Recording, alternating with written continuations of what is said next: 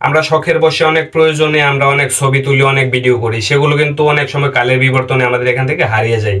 আমাদের ফোনটা যদি কোনো সময় চুরি হয়ে যায় বা ডিসপ্লে নষ্ট হয়ে যায় বা যে কোনো সমস্যা হয়ে যায়, মোবাইলটা যদি না থাকে তাহলে আমাদের কাছে কিন্তু সেই ছবি বা সেই ভিডিওগুলো আর থাকে না। চুরি হয়ে গেলে সেগুলো আর থাকে না। তো আমি আপনাদেরকে আজকে এরকম একটা সিস্টেম দেখাবো। যদি আপনার মোবাইলের মধ্যে একটা জিমেল অ্যাকাউন্ট থাকে তখন আপনি সেটা করতে পারবেন। সেটার মধ্যে যদি ছবিগুলো এবং ভিডিওগুলো আপনি সেভ করে রাখেন, সেটা যতদিন পর্যন্ত আপনার জিমেলটা নষ্ট না হবে, জিমেলটা যতদিন আপনার এখানে থাকবে ততদিন এই ছবিগুলো নষ্ট হবে না। আপনার মোবাইল ফোন যদি পরিবর্তনও করেন, মোবাইল ফোন পুড়ে যাক বা যে কোনো ক্ষতি হয়ে যাক, মোবাইল ফোনটা যদি নাও থাকে, আপনি কিন্তু সেই ছবিগুলো আবার ফিরিয়ে আনতে পারবেন শুধু সেভ করে রাখার মাধ্যমে। আপনারা প্রথমে এই যে ড্রাইভটা লেখা আছে, এই ড্রাইভ অপশনটা প্রথমেই আপনারা খুঁজে বের করবেন। তো এখানে প্রবেশ করার পর এই যে আপনারা নিচে দেখুন, এখানে প্লাস চিহ্ন আছে। এই যে খেয়াল করুন, এই যে প্লাস চিহ্ন, হ্যাঁ, এই যে যোগ চিহ্ন যেটা আছে, আপনারা এই যোগ চিহ্নের মধ্যে ক্লিক করে দিবেন।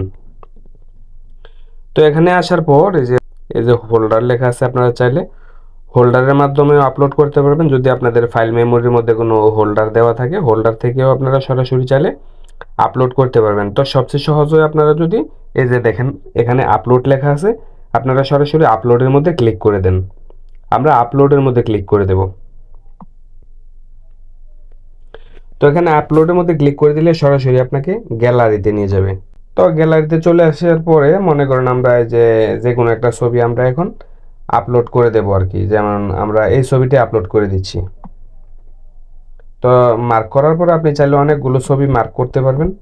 তো আমরা প্রথমে আপনাদেরকে একটা আপলোড করে দেখাচ্ছি আর কি। জাস্ট একটা ক্লিক করে আমরা মার্ক করে দিলাম। তো এই যে উপরে লেখা আছে দেখুন, ডান লেখা আছে, এই যে সবার উপরে দেখেন ডান লেখা আছে।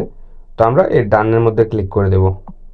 নিচে দেখুন আমাদের জিমেল, কোন জিমেলটার মধ্যে আমাদের ছবিগুলো সেভ হচ্ছে। যেহেতু আমার মোবাইলের মধ্যে বেশ কয়েকটা জিমেল আছে, তো আমি একটা জিমেল সিলেক্ট করে দিছি। এই জিমেলটার মধ্যে আমাদের এটা সেভ হয়ে যাবে। তো এই যে আমাদের এখানে হলো ফাইল, আপনি এটার ভিতরে ঢুকে আপনি চাইলে আরও ফাইল তৈরি করতে পারবেন। এক এক ছবি এক এক রকম ফাইলের মধ্যে কিন্তু আপনারা রাখতে পারবেন। তো আমরা সব কিছু দিয়ে দেওয়ার পর এই যে উপরে লেখা আছে দেখুন, এই যে এখানে আপনাদের এই যে আপলোড লেখা আছে দেখুন, এই যে আপলোড, আমরা আপলোডের মধ্যে ক্লিক করে দেব। আপলোডের মধ্যে ক্লিক করে দিলেই, তবে আপনাদের এখানে ওয়াইফাই কানেকশন থাকলে সবচেয়ে সহজ হয় আর কি।